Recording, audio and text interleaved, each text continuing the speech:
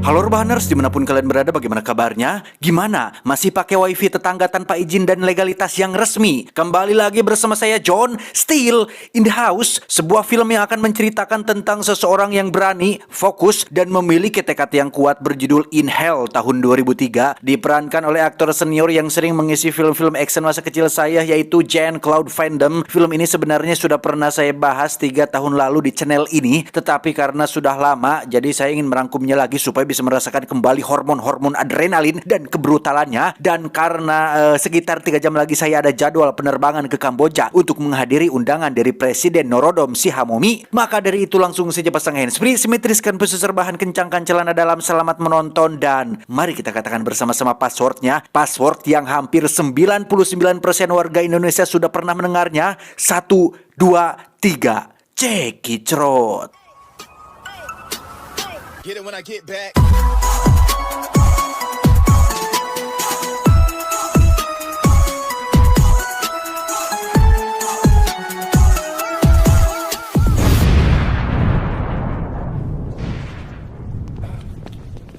Come.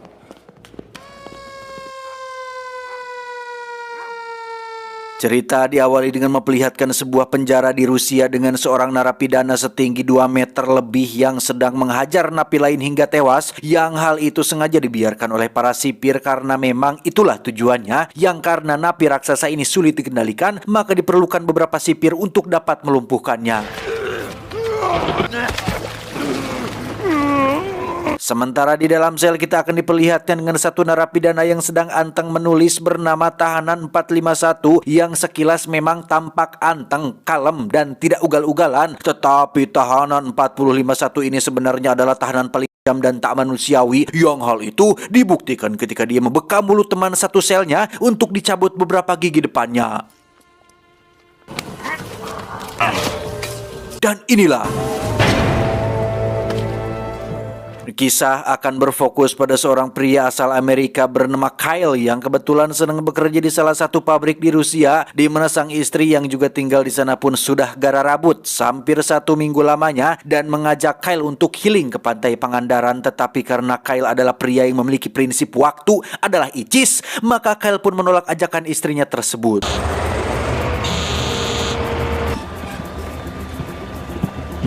Ketika Kyle dalam perjalanan pulang, sang istri yang kebetulan sendirian di rumah pun tampak sedang menyiapkan makanan untuk mereka makan malam bersama. Yang tepat saat keduanya sedang teteleponan, muncullah seorang pria Rusia asing yang sepertinya memiliki niat jahat dan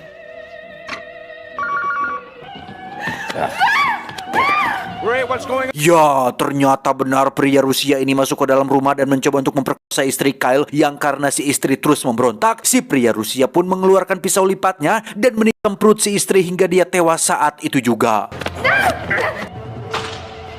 Mendengar sang istri dalam bahaya, Kyle pun langsung tancap gas dan hampir nyuksruk akibat buru-buru teeling nanaon, yang betapa sakitnya hati seorang suami ketika mendapati istrinya tengah tergulai lemas tak berdaya dan tiba-tiba Tarido istrinya mati. Kyle terus mengejar si pelaku hingga ke dalam kendaraan umum, yang karena Kyle tidak buta-buta amat berkelahi, ia pun mencoba melakukan perlawanan meski si pelaku kembali menggunakan pisau lipatnya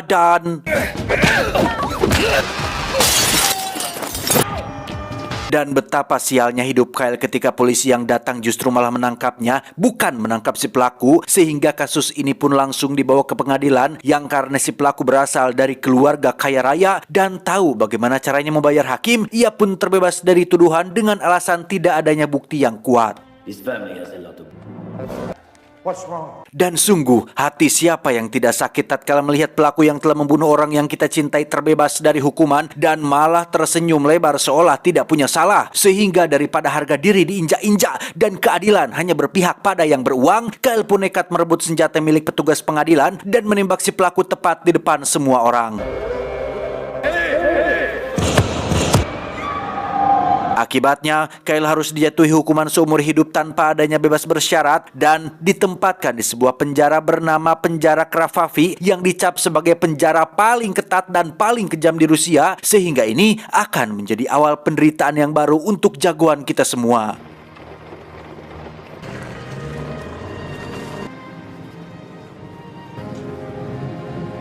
Tiba di penjara Krapapi, Kyle dan para tahanan baru pun dipersilakan untuk berbaris. Yang di sini kita akan langsung diperkenalkan pada sang kepala sipir bernama Jenderal Husop. Ini bebenguknya yang menunjukkan satu tahanan yang mencoba kabur, dengkulnya ditembak dan diperlakukan layaknya binatang. Yang di sini kita juga akan diperkenalan dengan seorang pemuda berusia 21 tahun asal Amerika bernama Billy yang sangat disayangkan sekali. Di usia yang terbilang masih muda, dia harus sudah dipenjara dan harus sudah siap-siap liang tahadolnya disikat oleh para tahanan senior yang ada di penjara ini.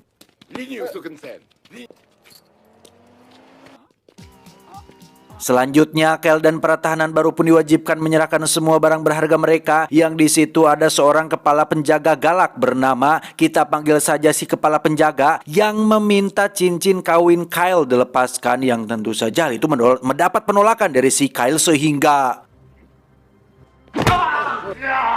setelah Kyle mendapat perlakuan tidak menyenangkan dari kepala penjaga, ia pun masuk ke ruang kerapihan yang karena rambutnya masih pendek, ia pun tidak diwajibkan bercukur. Berbeda dengan Billy yang rambutnya gondrong, penjaga langsung mencukur habis rambutnya. Sebelum dimasukkan dan ditentukan kamar selnya, para tahanan baru akan tidur dalam satu ruangan yang sama, di mana Kyle sempat melihat cincin kawinnya dipakai oleh si kepala penjaga dan tak bisa berbuat apa-apa karena di tempat ini dia tidak memiliki kuasa atas dirinya ataupun orang lain. Namun setidaknya Kyle berhasil menyelundupkan foto sang istri untuk sebagai pengingat bahwa tempat ini bukanlah di sini.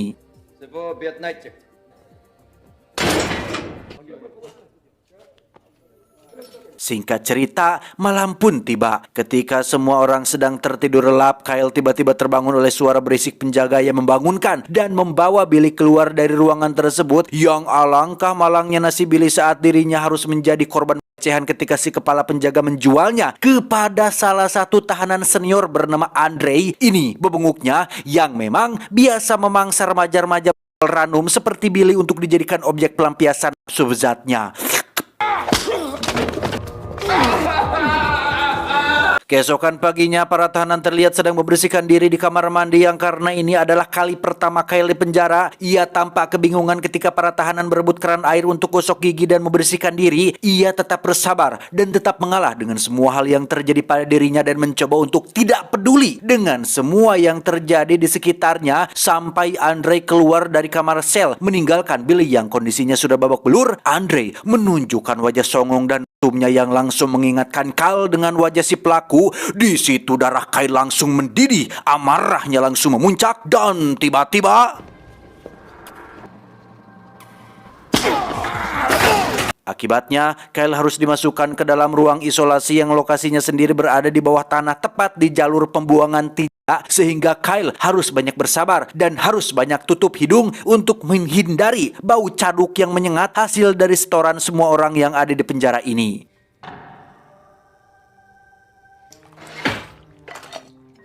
Berhari-hari Kyle tidak memakan makanan yang disiapkan oleh penjaga karena siapa tuh yang selera makan di tengah gerombolan si kuning yang mengalir setiap hari, sehingga Kyle yang mulai merasa lemas dan kehilangan akal sehat pun mulai berpikiran untuk diri dengan cara mengikat lehernya menggunakan baju tahanan. Yang karena cara itu gagal, Kyle pun mendagor-dagorkan kepalanya ke dinding. Di tengah masa transisinya, Kyle mendapat seorang teman sesama penghuni ruang isolasi yang berada tepat di samping ruangannya. Entah siapa tahanan itu, tetapi Kyle berkali-kali menepuk dinding untuk supaya tahanan itu diam dan tidak teriak-teriak setiap malam. Yang tepat di saat bersamaan, muncullah seekor kupu-kupu yang kembali mengingatkannya pada sosok sang istri yang dulu sempat melarangnya membunuh binatang kecil ini. Sehingga Kyle yang mulai bisa berpikir jernih pun langsung mengambil semangkok bubur dan memakannya tanpa memperdulikan sekitarnya lagi. 5 hari di dalam ruangan isolasi, kini saatnya Kyle dibawa keluar oleh si kepala penjaga untuk dimasukkan ke dalam kamar sel yang akan menjadi tempat atau kamar tempatnya menghabiskan sisa hidupnya. Yang betapa liciknya si kepala penjaga ketika dia sengaja menempatkan Kyle bersama dengan tahanan 451 yang terkenal yang kita lihat di awal tadi, yang katanya tahanan 451 ini sudah membunuh 3 teman kamar sel terakhirnya, sehingga apabila suatu hari Kyle ingin pindah, maka dia harus membayar sejumlah uang untuk bisa membeli kamar sel di tempat lain. Tanpa mengeluarkan sepatah kata pun, Kyle mencoba untuk tidak mengganggu atau menyapa tahanan 451 ini. Namun memang di ruangan yang sesempit ini sulit untuk Kyle bisa bergelak leluasa, bahkan untuk nyaduk sekalipun ia harus ngeden tepat di depan si tahanan 451 yang sedang membaca buku ini. Keesokannya, Kyle mendapat kunjungan dari kakak iparnya alias saudara kandung almarhum istrinya yang menginformasikan tentang sang istri yang sudah dikurubkan di lokasi yang Kyle inginkan. Tak ingin melihat Kyle menderita di tempat ini, si kakak ipar pun menyarankan agar Kyle menggunakan uangnya untuk supaya bisa tetap aman dan nyaman selama berada di sini.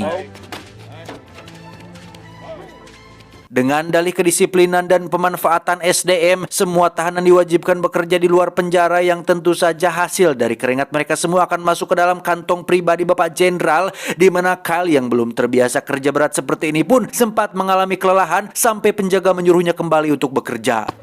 Back to work.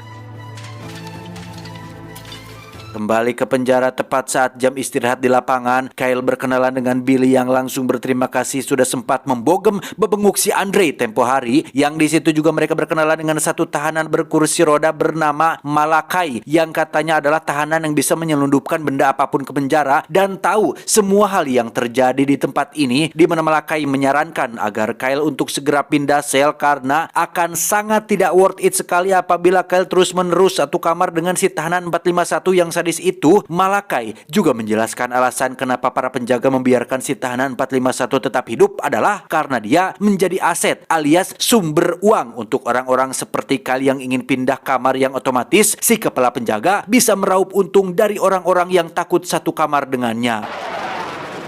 No place is a fucking war zone. Okay. Malam harinya, Kyle kembali memandangi foto istri tercintanya yang hal itu terbawa sampai ke dalam mimpi yang mengakibatkan Kyle bermimpi buruk dan sempat menimbulkan suara berisik sehingga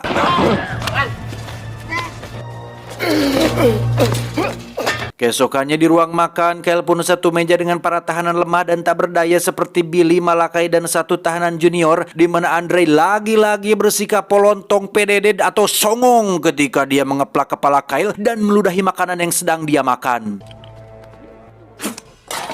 Ketika jam istirahat, diadakan sebuah acara bernama Sparka, sebuah acara duel semacam Fight Club yang sengaja diselenggarakan oleh si jenderal untuk membuat tahanan saling bertarung satu lawan satu. Dan lagi-lagi, acara ini didasarkan atau diadakan atas dasar uang karena si jenderal selalu melakukan judi bersama teman-teman jenderalnya dan pejabatnya dan menaruhkan semua uangnya kepada si Andre yang dianggap sebagai petarung paling jago saat ini. Sadar jika dirinya akan menjadi hadiah kemenangan untuk si Andre, Billy yang tidak ikhlas di tusbol pun diam-diam menajamkan ujung sikat gigi sebagai senjata untuk melakukan perlawanan. Namun upayanya harus gagal setelah Andre menyadari hal itu dan justru malah Billy lah yang harus terluka di bagian perut. Keesokan paginya, Kyle lagi-lagi harus terlibat masalah ketika salah satu anggota gengnya si Andre ujug-ujug mendorongnya dan mengaku jika Kyle telah bersikap tidak hormat kepada mereka. Padahal mah naon atuh geura orang lagi antang-antang kerja malah diganggu. Alhasil, penjaga yang lebih memihak pada kelompok ini pun mempersilahkan mereka untuk menyelesaikan urusannya hingga Kyle harus menjadi bahan olok-olokan dan objek perpeloncoan mereka semua.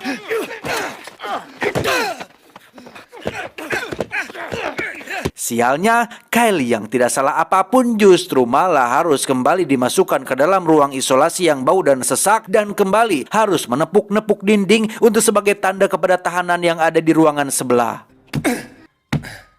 2 minggu berada di dalam ruang isolasi, Kyle kini sudah menjadi teman dari tahanan di sebelah yang entah seperti apa bentukannya karena keduanya hanya berkomunikasi melalui tepukan dinding yang di hari terakhir dirinya di sana akhirnya terungkap jika tahanan yang menjadi temannya selama ini adalah tahanan raksasa dengan tinggi 2 meter lebih yang sempat kita lihat di awal film tadi.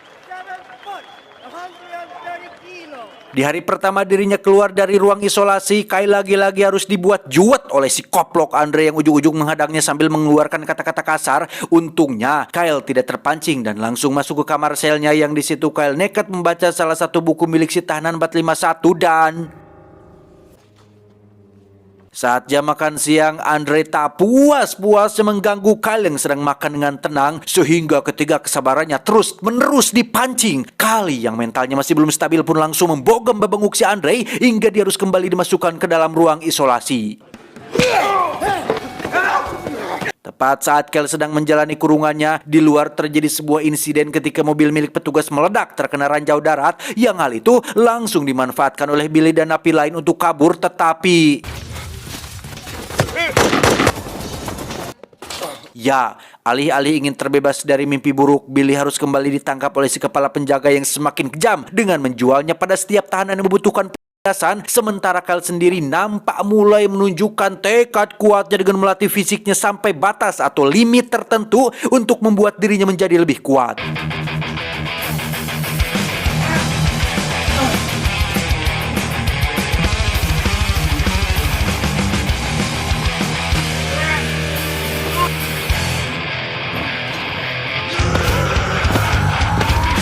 Dirasa sudah siap untuk melakukan Sparka, Kyle yang semakin jarang bicara pun harus berhadapan dengan Andre yang akan menjadi lawan bertarungnya, yang karena Kyle belum terbiasa melakukan pertarungan dan bukan hanya mengandalkan kekuatan fisik saja, Kyle pun harus terkena pukulan berkali-kali hingga dia dibuat tak berdaya.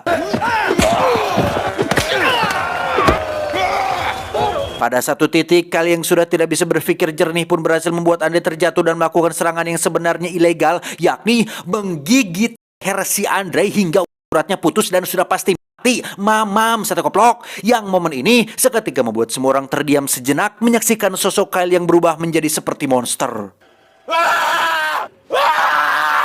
Dari sini Kyle yang sudah kehilangan jati dirinya pun mulai membrutal dengan menjadi bonekanya para penjaga, termasuk Bapak Jenderal yang berhasil meraup banyak keuntungan dari hasil judi bersama dengan para teman-teman pejabatnya. Kemenangan demi kemenangan yang Kyle raih sebenarnya adalah sesuatu yang semu atau palsu, karena pemenang sesungguhnya tiada lain adalah Bapak Jenderal dan para penjaga. Kyle hanya dijadikan boneka, budak, objek permainan untuk mereka-mereka yang berkuasa, yang hal ini tentu saja membuat teman-temannya merasa miris dan kasihan, tidak terkecuali dari teman sekamarnya, yakni si tahanan 451. Karena sudah jemros, Kyle pun mencukur brewoknya termasuk rambut gondrongnya yang tak lama. Muncullah si tahanan 451 yang tak apa penyebabnya. Kyle sampai detik ini masih belum dibunuh oleh si tahanan 451 yang dikenal beringas ini. Dan justru Kyle malah diingatkan agar jangan sampai kehilangan jati diri yang sebenarnya dan jangan biarkan para penjaga menang atas dirinya. Tepat saat hari kemerdekaan Rusia, Billy memanfaatkan kesempatan itu untuk kabur dari penjara karena sudah capek dan lelah terus-terusan menderita dan dijadikan budak oleh si kepala penjaga, di mana Malakai dengan sukarela membantunya dengan memberikan kunci pintu keluar, dan itu gratis. Malakai sama sekali tidak memungut biaya. Yang setelah Billy berpamitan kepada Kyle juga, muncullah seorang tahanan baru bernama Valia yang sengaja dikirim dari penjara lain untuk supaya Kyle mendapat perlawanan di acara Sparka nanti. Singkat cerita, malam pun poek. Ketika semua tahanan sedang makan malam bersama dalam rangka merayakan hari kemerdekaan, Billy sendiri terlihat sedang berupaya kabur dari penjara ini, tapi tiba-tiba ya, betapa teganya Malakai mengkhianati Billy dengan bekerja sama dengan kepala penjaga, yang hal itu ia lakukan hanya demi untuk bisa mendapatkan obat dari kepala penjaga yang tanpa dia sadari tahanan 451 sedang mengawasinya dari kejauhan. Your payment. I guess every Valia sendiri terlihat sedang melakukan pertarungan pertamanya di penjara ini, yang sebagai hadiah atas kemenangannya, dia berhak mendapatkan hadiah spesial, yaitu Billy yang nampak memberontak menolak permintaan tersebut. Keesokan paginya, Billy ditemukan sudah sekarat akibat semalaman terus dihajar oleh si Valia, di mana Kyle diizinkan masuk untuk memeriksanya, yang di detik-detik nafas terakhirnya, Billy sempat menyampaikan pesan agar Kyle jangan sampai berubah menjadi seseorang yang bukan dirinya lagi. Tiba saatnya pertarungan puncak, alih-alih akan menjadi tontonan yang seru dan menarik, Kyle justru malah jongkok terdiam tak mau melakukan perlawanan, di mana hal ini dia lakukan sesuai dengan janjinya kepada Billy, yaitu akan menjadi dirinya sendiri. Untuk memberikan Kyle pelajaran, Jenderal pun memerintahkan kepala penjaga untuk mengikat Kyle di tengah lapangan yang hal ini tentu saja langsung menarik perhatian semua orang yang ada di penjara tersebut. Sementara itu, mari saya bawa Anda ke si Malaka yang sedang menyerahkan barang permintaan tahanan 451, yaitu berupa botol berisi minyak tanah, di mana tahanan 451 ini dengan terang-terangan akan Malakai hidup-hidup karena telah mengkhianati teman sendiri yang di situ. Malakai yang tidak pernah merasakan serunya main futsal pun terus memohon agar dimaafkan, tetapi kembali pada Kyle yang selama berhari-hari terus tergantung di tengah lapangan. Kepanasan, kehujanan, dan tekad kuat yang ia miliki akhirnya membuat semua geng di penjara ini merasa simpati dan merasa terwakili oleh sosok Kyle yang menjadi orang pertama yang berhasil menjadi pemenang untuk diri sendiri. Butuh keberanian besar untuk menolak perintah para penguasa, sehingga semua geng di penjara ini pun sepakat untuk berdamai dan ikut menolak melakukan pertarungan persis seperti apa yang Kyle lakukan. I want to fight. Now! Fenomena ini menjadi yang pertama kalinya terjadi di penjara ini. Sang jenderal pun menjadi kebingungan sendiri karena apabila mereka membunuhnya, tentulah Kyle akan menjadi seorang martir alias saksi yang berkorban demi keyakinannya, yang tentu saja hal itu akan menjadi pemicu bagi yang lain untuk melakukan hal yang sama, sehingga si jenderal memutuskan untuk turun langsung berbicara di depan semua tahanan untuk menunjukkan ketegasannya dengan cara melepaskan satu tahanan yang akan membuat Kyle bangun dan mau melakukan pertarungan. Dan ya, tahanan ini dimaksud ternyata adalah tahanan raksasa setinggi 2,1 meter dan berat 130 kg, di mana tahanan ini adalah teman Kyle ketika dikurung di ruang sel isolasi, sehingga Kyle dengan cepat menepuk-nepuk dinding untuk memberitahu si raksasa bahwa dia adalah temannya. Dan alangkah terkejutnya semua orang ketika melihat Kyle sudah sangat akrab dengan si raksasa, yang justru malah si kepala penjagalah yang harus dibuat ketar-ketir olehnya. Dan Continue the fight. sayang sekali si raksasa harus tewas setelah mendapat beberapa tembakan, di mana kejadian ini akhirnya menimbulkan kerusuhan setelah beberapa pintu sel terbuka yang membuat semua tahanan memberontak dan mencoba kabur dari penjara ini.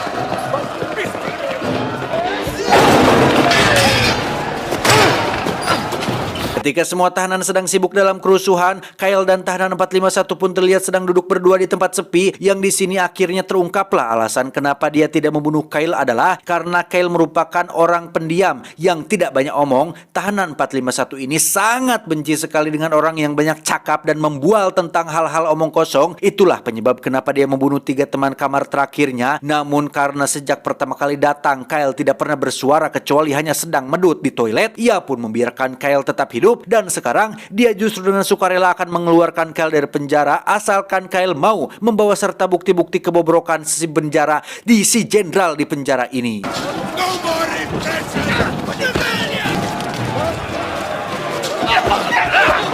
Keesokan paginya ketika kerusuhan sudah mereda, si tahanan 451 pun langsung membobol dinding yang di situ terdapat semua bukti kejahatan manusia yang terjadi di penjara ini, yang mana rencana kabur ini sendiri akan berhasil apabila Kyle mau melakukan pertarungan terakhir dengan si Valia Bergul itu.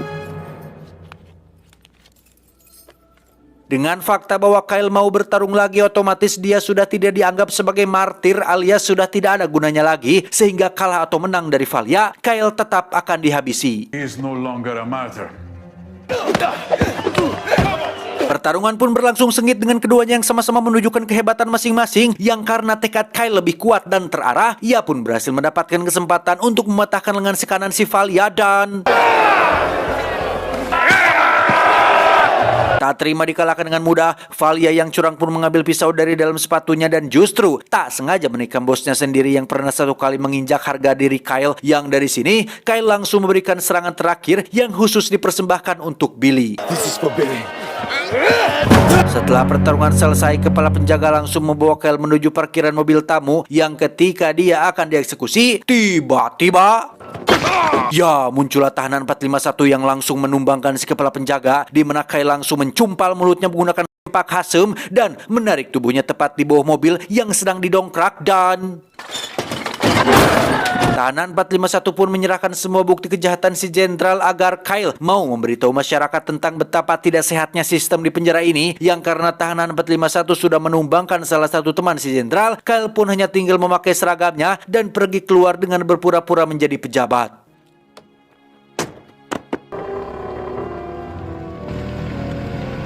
Setelah Kyle berhasil keluar, tahanan 451 pun diam-diam masuk ke dalam ruangan pribadi si Jenderal, yang di situ beliau terlihat sangat amat ketar-ketir oleh kemunculan si tahanan 451 yang memiliki perawai menakutkan, yang karena Jenderal terlalu banyak omong, tahanan 451 pun mencabut semua giginya hingga beliau tewas saat itu juga. Get out!